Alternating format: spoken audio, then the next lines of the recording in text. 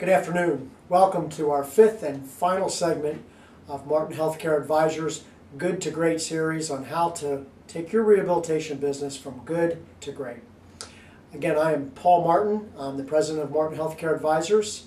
And in our final segment, what we're going to talk about is how we now marry. So it's going to be a discussion of the marriage between our operations information and our operations budgets and our financial data, our financial budgets, and financial results.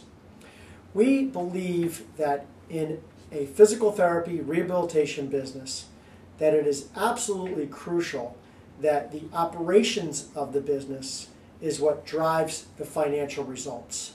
And that's why we've spent so much time in walking through with you how to establish, set, and then measure your operations results against a budget, and just as important, how to engage your staff in being a large part of that, and how to engage your staff in making sure that they are setting action plans on a weekly basis as to how to meet and exceed operations performance.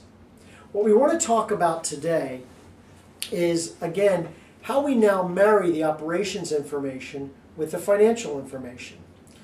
Well, if you think about it, our operations information is what drives our top line. And so in terms of how to establish revenue, we believe that the top line should be generated by looking and utilizing the information from our operations reports in driving and bringing that over to our top line of our financial reports. So the top line of any financial statement is the revenues. Revenues should be taken right from the results as well as from the budgets that we've set from the operations reports. Now, we find that in terms of financial statements, that there are three very, very critical items that need to occur in terms of a financial statement that can be utilized to drive financial success. First and foremost is we must establish financial budgets. Just going through the process with you and your staff together and setting those financial budgets makes you more aware and makes your staff more aware of what drives success in a rehabilitation business.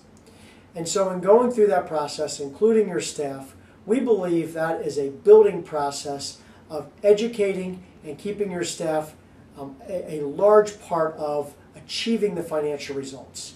How can they be asked to achieve results if they don't know what the targets are? So again, financial statements must come with budgets. Secondly is, on a monthly basis, your actual results should be compared against the budget as well as compared to the previous period and previous year.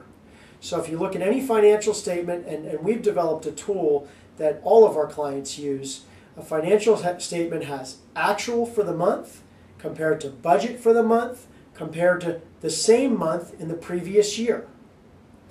In addition, you should also be measuring year-to-date performance against year-to-date budget against year-to-date from the previous year.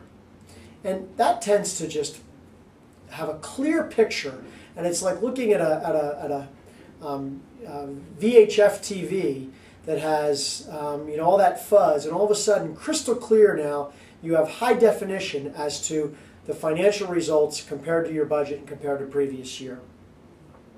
In addition, what we find very important in a financial statement, and this is most important in multi-clinical businesses, is that each of your cost centers or clinics should have their allocable portion of the corporate overhead. What is corporate overhead? Well, corporate overhead is if an owner is not working in one particular clinic, that's corporate overhead, that expense. Secondly, marketing. If there's marketing going on for all the clinics, that becomes corporate overhead expense. Third, billing collections is typically something that is serving all the clinics, not just one particular clinic. And there's probably a whole segment on how you would allocate that corporate overhead. What we typically recommend to clients is to allocate that as a percentage of the revenue that the particular clinic represents. So if there's $100,000 of corporate overhead and one clinic represents 20% of the revenue of the entire company, that clinic would get 20% of the corporate overhead, or $20,000 charged to that cost center. Last but not least, just like in the operations reports, we advocate that a clinical director who has been educated on how to read and utilize a financial statement as a tool should be responsible to achieving those financial budgets. As we said before, you can't make them responsible unless we're willing to A, show them the information, and B, get them involved in that budgeting process.